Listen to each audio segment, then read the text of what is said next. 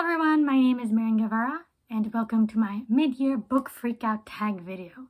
So hello to all the new subscribers and thank you to all who have returned. So today I'm going to be tackling, as I mentioned, the mid-year freakout book tag and sort of give an update on how my reading has been going throughout the year of 2023. I like doing this tag because it does sort of give you guys an insight so far of some of the books that have stood out to me in this year. So I have the questions written down and I think let's just get started. So the first question is best book you've read so far in 2023. So for that question, I'm going with two answers. I'm going to show you my 2 5-star reads so far in the year. So the first book that I have is Till We Have Faces by C.S. Lewis. So C.S. Lewis is mainly known for the Chronicles of Narnia, his Christian nonfiction, but I don't think a lot of people know of this book, Till We Have Faces, which is actually a retelling of the myth of Cupid and Psyche. However, it's quite different in the sense that it is told through the perspective of one of Psyche's sisters. And in this version, we have her sister Orual.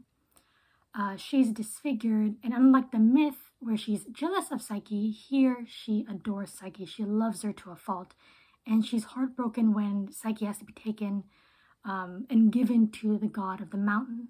This was such a beautiful book and well deserving of the 5 stars I gave it. It is a tale of selfishness disguised as love. It's a tale of frustration when you're faced with silence, but it's also a tale of forgiveness and redemption. And I highly recommend that if you haven't, or if you've read from C.S. Lewis, or if you're into myth retellings, that you go give Till We Have Faces a read. The next 5-star book I have to talk about is The Woodlanders by Thomas Hardy. Now, Thomas Hardy is one of my favorite authors of all time, so it's a no-brainer that his book would end up as one of my favorite books of the year. So The Woodlanders takes place in Hardy's beautiful Wessex, in this little woodland village. Young Grace Melbury has been sent away by her father, who is a timber merchant, to be educated abroad. And when she comes back, both she and her father have gotten in their heads that because she has been well educated with certain manners and, thoughts, that she's kind of become a bit too good for the community, the small community that they live in, particularly a bit too good for Giles Winterbourne. Now, Grace's father basically made a pact with Giles Winterbourne that him and Grace were going to be married, that it was set. It was basically an unofficial arranged marriage. And things take a turn when a new doctor shows up named Edred. And he's quite sophisticated, he's quite new around the village, and him and Grace start becoming attracted to one another. And then you have Mrs. Charmant, who lives in Little Hintock, owns like the biggest estate in that area, and she arrives and kind of disrupts like this whole love triangle as well. What I loved about The Woodlanders, of course, I adore Hardy's beautiful descriptions of nature. I just really admire the psychology of each of these characters. Each of them have distinct personalities and are very nuanced. And, they're not static characters. With the events that occur in the book, both, events that are brought upon by their own hasty actions or by just fate, they grow and change. And it was just fascinating, getting inside their head. And this book deals with a lot of, themes about, class, social mobility, the unfairness between, men and women when it comes to marriage and things like that. Things that are explored in other Hardy's novels, in other of, Hardy's other novels. And yeah, this was just an excellent, beautifully told book. And it really did tug at the heartstrings a lot, especially towards the end. The second question is the best sequel you've read in the year 2023, and I only ever read one sequel, and that is The Return of Tarzan by Edgar Rice Burroughs. This is the second book in the whole Tarzan series, and yeah, this one was good fun, like 3.5 stars. I do prefer the first book, Tarzan of the Apes, but this one was just good, pulpy fun. The first book was sort of, I guess, comparatively realistic. That one focused more on themes of like identity, this sort of idealistic look into man's primitive past.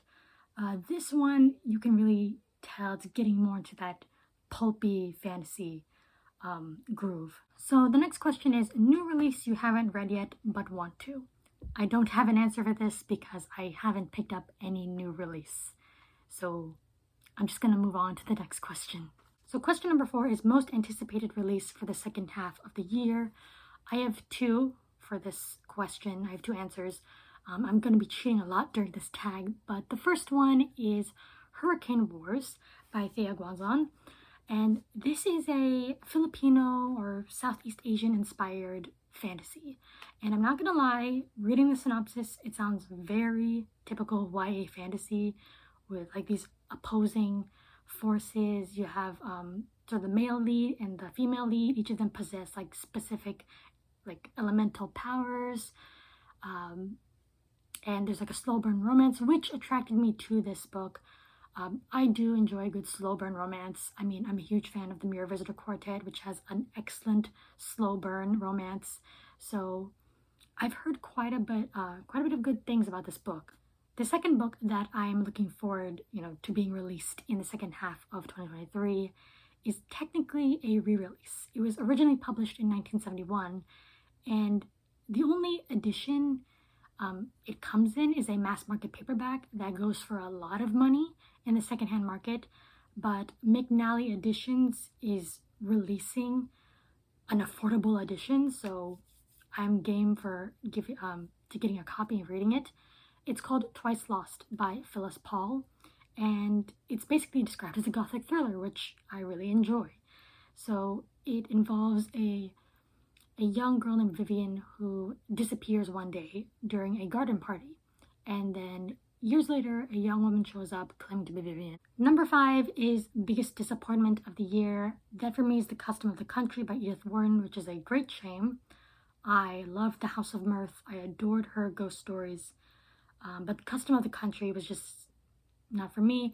I go in depth in my book on haul video on why I DNF'd it, but just to keep it short, by the halfway point, I knew where the story was going, and the character, while ironically entertaining, she was predictable and therefore boring to me, so I just ended up DNFing it.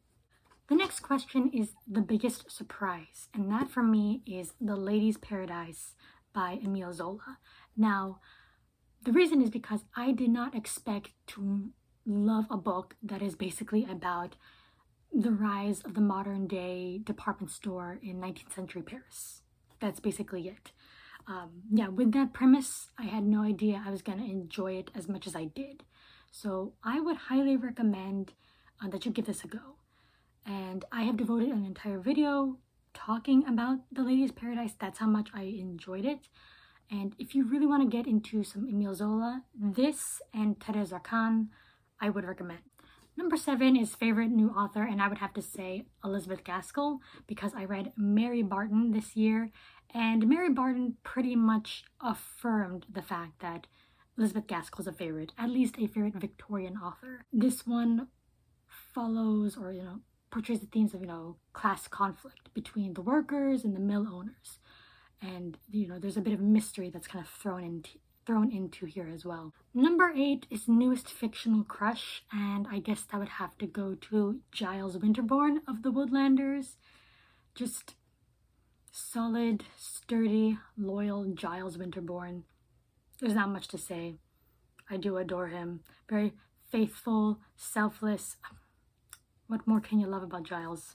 Number 9 is newest fictional character, and I kind of have 2 again. The first one I want to mention is Denise Baudu from The Lady's Paradise. Denise is sort of like just a no-nonsense character who is just arriving in Paris, wanting to provide for her and her siblings, kind of just doesn't want to get involved in all the drama and all the nonsense going on in The Lady's Paradise in this department store, and is a woman who proves that being in this sort of consumerist environment, she refuses to be commodified when the owner of the Lady's Paradise itself sort of like wants to buy her adoration and want to buy her love. So yeah, Denise. But then I also want to give a shout out to Marty South in the book The Woodlanders. If you've read The Woodlanders, you know what I'm talking about. Marty South is very much like Giles Winterbourne. They're cut from the same cloth.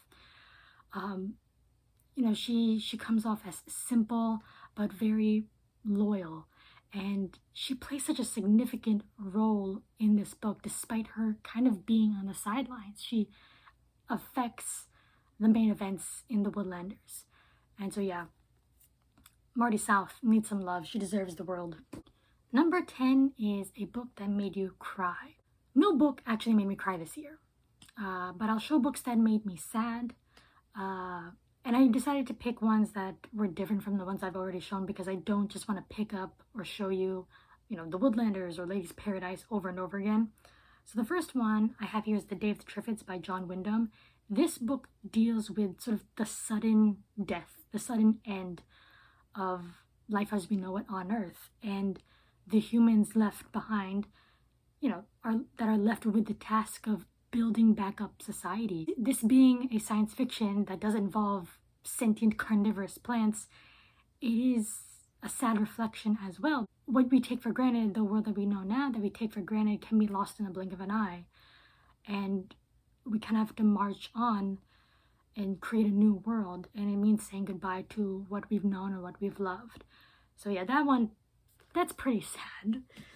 The next one is The Last Tale of the Flower Bride by Roshani Chokshi. This book is an ode to fairy tales, and it's a book that is about how we use fairy tales, how we can use them as a way to sort of cover up the dark parts of ourselves and of, you know, our pasts. They're also used as a soothing balm in times of trouble and times of comfort.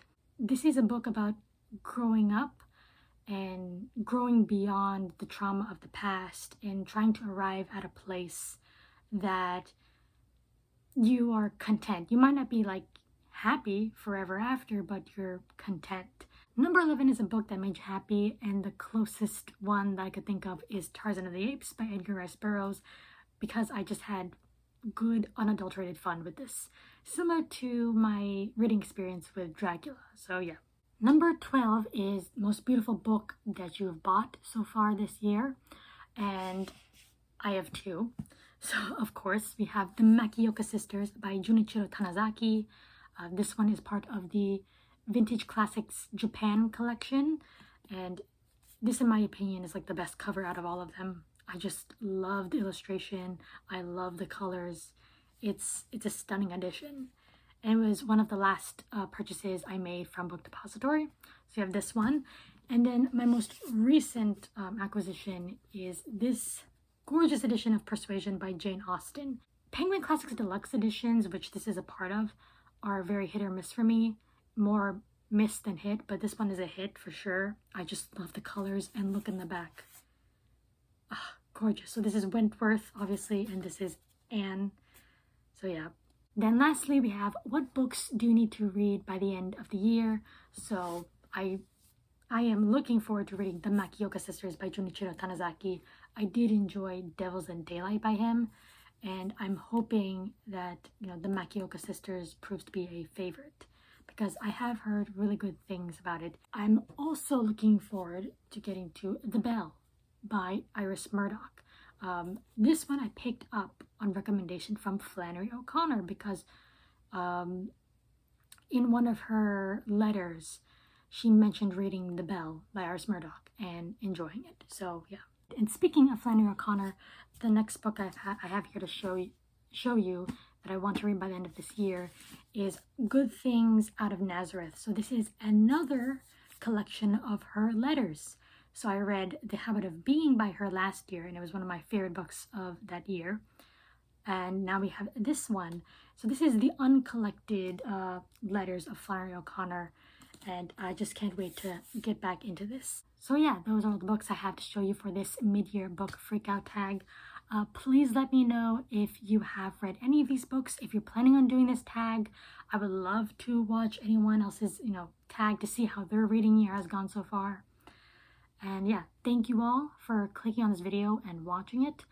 I will see you next time. And yeah, take care and bye.